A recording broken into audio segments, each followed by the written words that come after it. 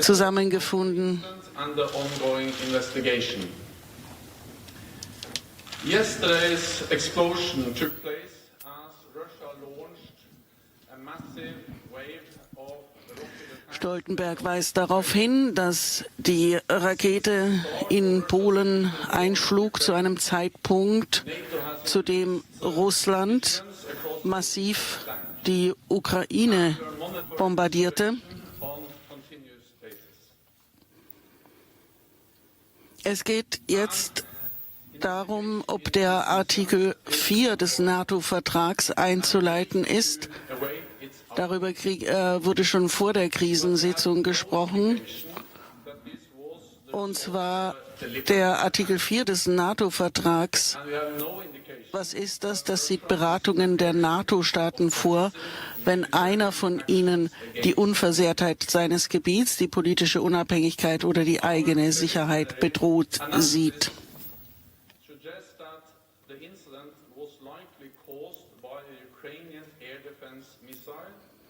NATO-Generalsekretär Jens Stoltenberg sagt, dass der Raketentreffer höchstwahrscheinlich von einer ukrainischen Luftabwehrrakete verursacht wurde.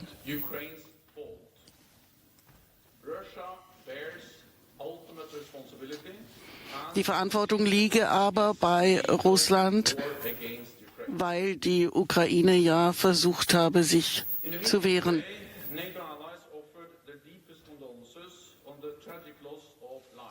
Die NATO-Verbündeten, sagt Stoltenberg, kondolieren, denn es sind ja 2 Menschen ums Leben gekommen bei diesem Raketentreffer und die NATO-Verbündeten drücken ihr Beileid aus.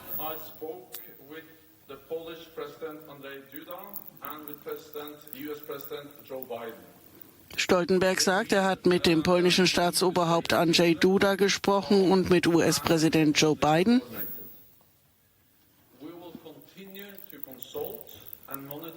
Und er wird auch weiterhin Beratungen auf internationaler Ebene unterhalten.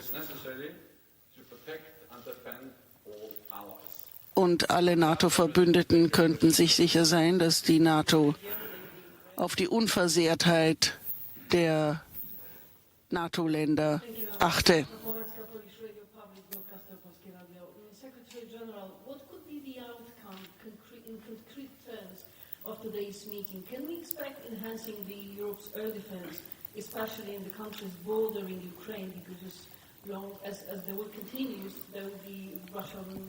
Die Journalistin fragt, was jetzt die Konsequenzen vor allen Dingen in den NATO-Ländern sind, die nahe an der Ukraine liegen.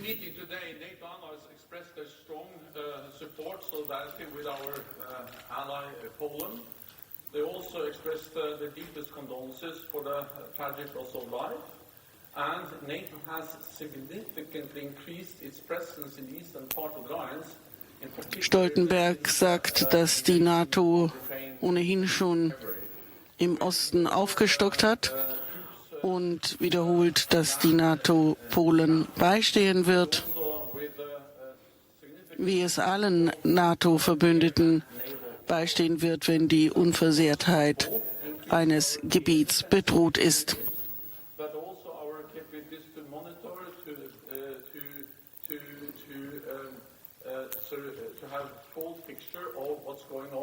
On the border between NATO allies like Poland and Ukraine. And we are constantly assessing what more we need to do. We also have made important decisions at our summit in Madrid to further strengthen our presence in... Beim Gipfel in Madrid wurde ja schon beschlossen, die Ostflanke der NATO weiter zu stärken.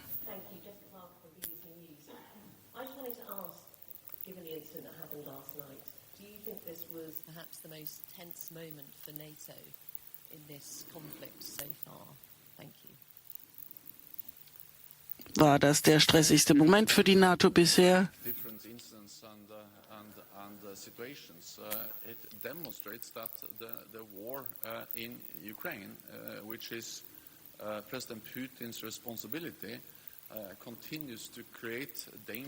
Es zeigt, dass der Krieg in der Ukraine, für den Wladimir Putin verantwortlich ist, einfach Gefahren birgt, sagt Jens Stoltenberg.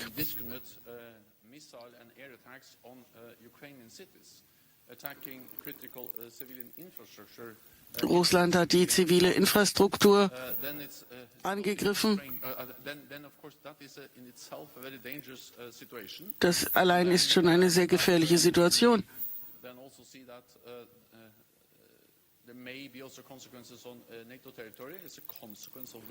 Und eine Konsequenz des Krieges ist, dass auch NATO-Territorium mit einbezogen worden ist.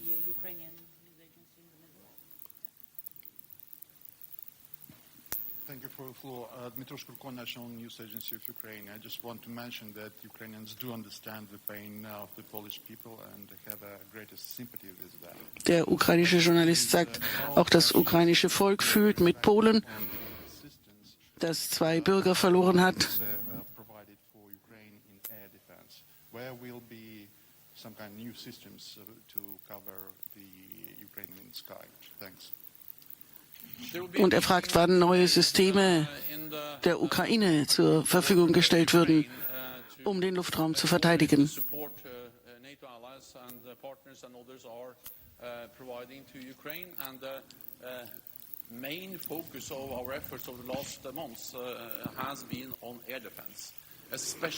Jens Stoltenberg sagt, dass bereits seit Monaten die NATO sich darauf konzentriert, die Luftabwehr zu stärken, die Luftabwehr der Ukraine.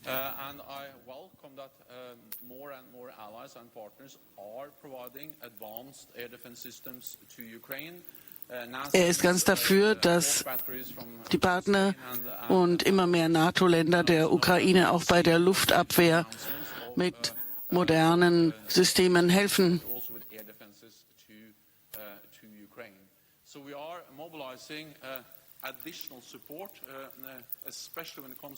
Die NATO mobilisiert Hilfe, besonders für die Luftabwehr, und hat dies schon seit Monaten getan, sagt Jens Stoltenberg in Brüssel nach dem Krisentreffen der NATO.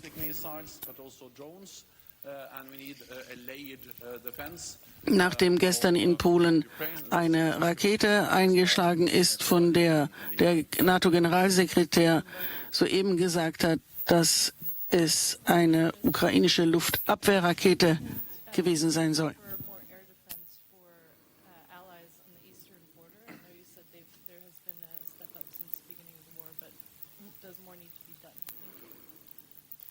Wird jetzt noch mehr in die Luftabwehr investiert für die NATO-Länder im Osten?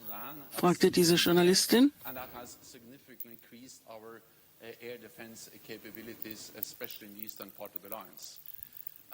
Stoltenberg sagt, dass die NATO bereits seit geraumer Zeit die Luftabwehr in den östlichen NATO-Ländern massiv gestärkt hat.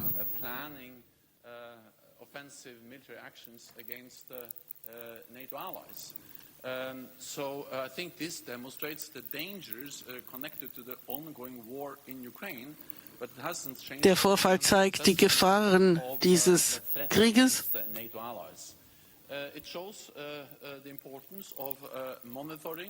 Der auch die NATO-Verbündeten trifft. Und selbstverständlich zeigt es, wie wichtig es ist, die Entwicklung genau zu beobachten. Und er spricht wieder über den Gipfel in Madrid. Damals wurde ja bereits beschlossen, dass die Ukraine massiv unterstützt wird von der NATO. And of course, all of this will also further strengthen our air defense capabilities. Then air defense is partly land-based, but air defense is also very often air-based, also aircraft. Luftabwehr ist ja sowohl auf dem Land basiert als auch in der Luft.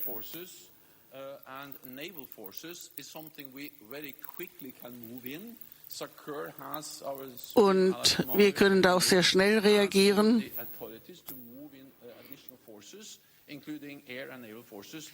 augment our air defenses quickly if needed. Und da können wir auch sehr schnell die Luftabwehr weiter verstärken, wenn es nötig sein sollte.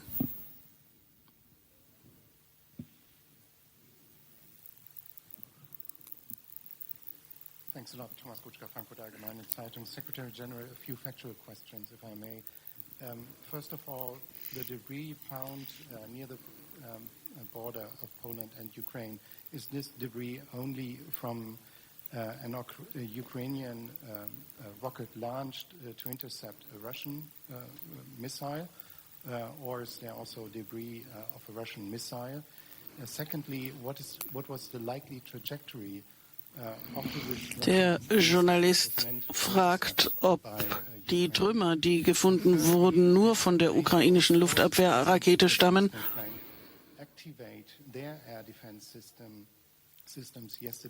oder ob auch andere Trümmerteile dort gefunden wurden. So we have air defense systems in place that are active 24/7 all the time. We have AWACS planes, we have Er sagt, dass die Luftabwehr ständig mobilisiert ist, die Luftabwehr der NATO, und zwar 24 Stunden alle Tage. Throughout the alliance. Then, of course, we have a significant focus, and we have, in particular, increased our presence in the eastern part of the alliance, and this also includes. Wir haben natürlich unsere Präsenz im Osten verstärkt. Details of the findings and the ongoing investigation. Und It will not be right if I, Details über die Trümmer, die gefunden wurden, will der NATO-Generalsekretär hier auf der Pressekonferenz nicht geben. Er sagt, dass die Ermittlungen noch andauern und es wäre jetzt nicht richtig, hier in Einzelheiten zu gehen.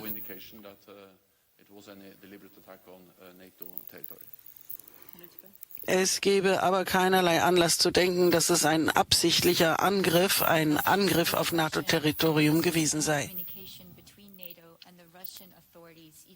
On a technical level over the past 24 hours regarding Russian activity close to NATO's borders. Thank you. We have military lines of communications. We are able to communicate with Russia. Wie die Kommunikation mit Russland in den vergangenen 24 Stunden aussah, fragte die Journalistin. Und Stoltenberg sagte, die Kommunikation sei immer im Gang und so auch in den vergangenen 24 Stunden. Still ready as of this morning, as I understand it, to possibly ask for Article 4 consultations.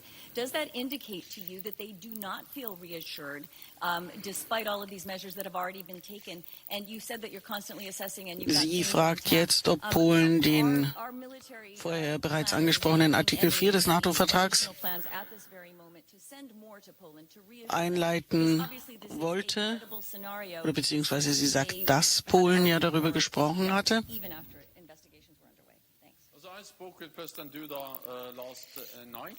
We agreed on the importance of awaiting the outcome of the investigation. We don't have the. Er sagt, dass er gestern mit dem polnischen Staatsoberhaupt Andrzej Duda gesprochen hat und beide seien sich einig gewesen, dass erst abgewartet werden muss, dass ganz genau Bescheid gegeben werden muss, was vorgegangen ist und dass nicht vorzeitig etwas eingeleitet werden soll.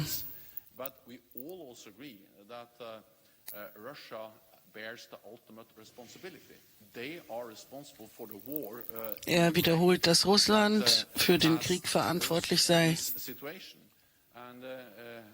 für die ganze Situation. Wenn es diesen Krieg nicht gäbe, dann hätten wir diese Situation nicht, sagt Jens Stoltenberg, der Generalsekretär der NATO.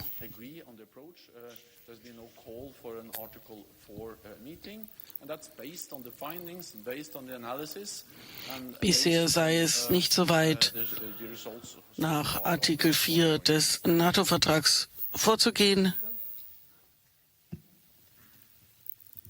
Dieser Artikel 4 sieht ja, wie ich vorhin schon erklärt habe, Beratungen der NATO-Staaten vor, wenn ein NATO-Land bzw. die Unversehrtheit seines Gebiets, die politische Unabhängigkeit oder die eigene Sicherheit bedroht ist.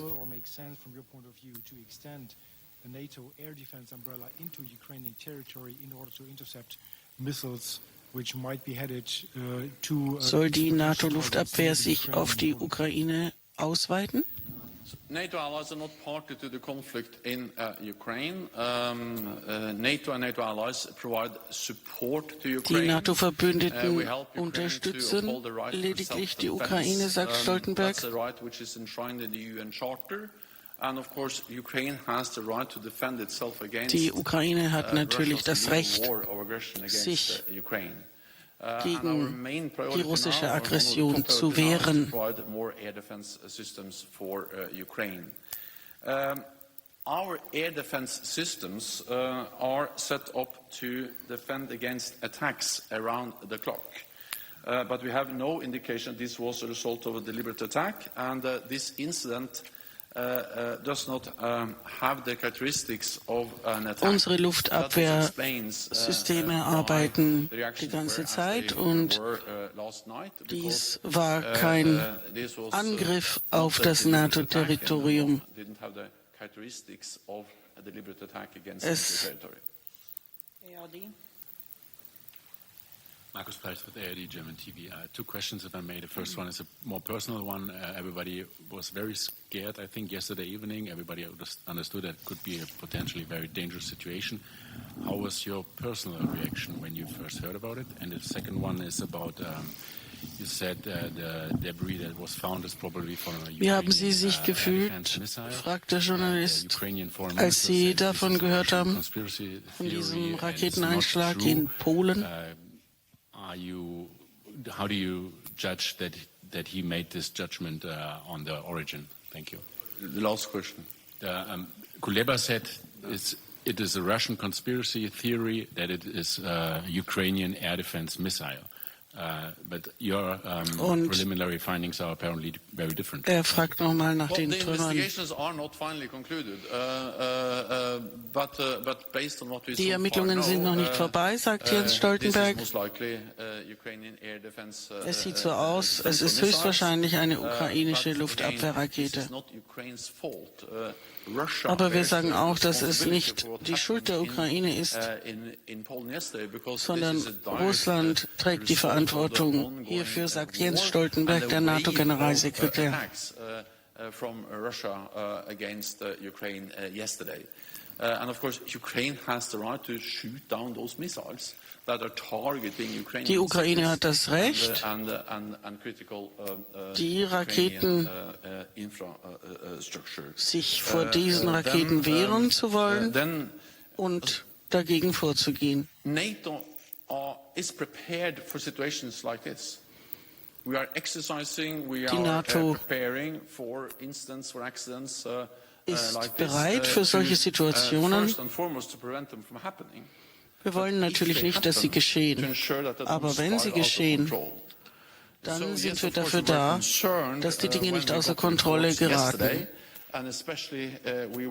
Und natürlich war ich besorgt, als ich das hörte. Aber gleichzeitig müssen wir ruhig die Situation weiter beobachten. Und wir sind auf solche Situationen vorbereitet.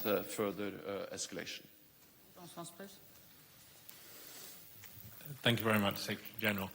You've said repeatedly that NATO has all the capabilities along the Eastern Front and that you're ready for these sorts of incidents at any moment. So was this a failure of NATO's defenses that this missile was able to hit Polish territory? Wie konnte denn diese Rakete in the East, they are set up to defend us against attacks. And attacks, missiles, Unser Luftabwehrsystem ist dazu da, um uns vor Angriffen zu schützen. We follow and we monitor and then we make a judgment whether it's an attack or whether it's something else. Aber dies war kein Angriff. a Ukrainian air defense missile, this Ray, and of course that missile doesn't have the characteristics of an attack, and therefore that explains also why the reactions were as they were. Hat nicht die Zeichen eines Angriffs. That doesn't say anything about our ability to defend. Das sagt jetzt überhaupt nichts über unsere Fähigkeit aus, uns zu verteidigen. Dan Michaels, Wall Street Journal. Just a couple more factual questions, if possible, if the analysis yet shows this. Do you know if there was a Russian missile in the immediate area that the Ukrainians were specifically trying to target? And do you know war da denn eine russische Rakete, die abgeschickt worden war gegen die Ukraine? Und hat man da am Boden was gefunden? Fragt dieser Journalist vom Wall Street Journal. Thank you very much. All of that are relevant questions, but I will not go into details, partly because das sind gute Fragen, aber ich werde trotzdem jetzt keine Einzelheiten angeben.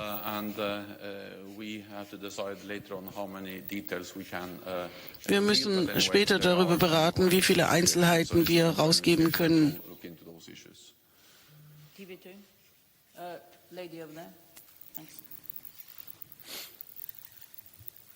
Elin Sørsdal from TV2 Norway. Mr. Secretary General, the French President Emmanuel Macron, he urged China to play a greater mediation role during this conflict. Do you see a greater role for China? And second question, do you see any possibilities for peace negotiations? Sollte China eine größere Rolle spielen und gibt es die Möglichkeit für Friedensverhandlungen? The invasion of Ukraine, which is a blatant violation of international law and the sovereignty and territorial integrity of Ukraine. And for instance, in the different votes in the UN, China has die Invasion der Ukraine durch Russland ist eine Verletzung des Völkerrechts. Actually, China is also sharing much of the Russian narrative about the war. China and that's a narrative which is not correct. It is Russia. Gibt häufig die Story Russlands wieder, wenn es um die Vorgänge in der Ukraine geht, und diese Narrative ist nicht korrekt. Dies ist ein Aggressionskrieg, wo ein Land versucht, dem anderen Land Territorium wegzunehmen.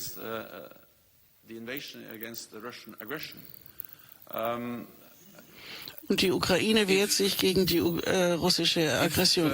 If President Zelensky and Ukrainians stop to fight, of course, then Russia will win and they will achieve their military goals. So the reality is that if President Putin and Russia stop fighting, wenn Zelensky und die Bürger der Ukraine aufhören zu kämpfen, dann wird Russland gewinnen. Aber die Ukraine verteidigt sich.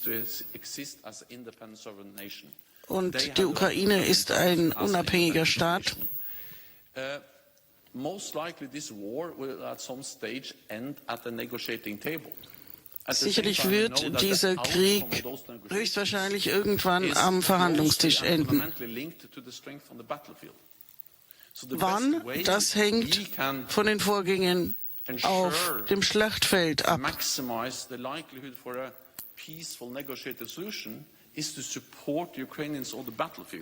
Und je mehr wir die Ukraine auf dem Schlachtfeld unterstützen, desto größer werden die Chancen, dass dieser Krieg am Verhandlungstisch beendet werden kann.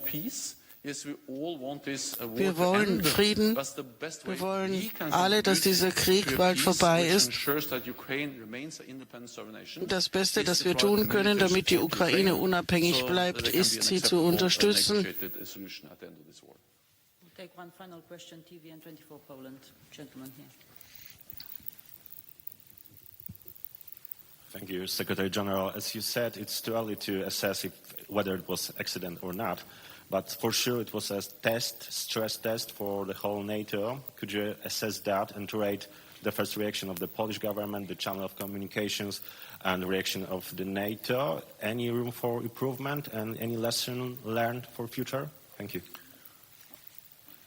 NATO allies and Poland reacted in a calm and measured and well-coordinated way. Die NATO und auch das NATO-Mitglied Polen, wir haben alle sehr ruhig reagiert.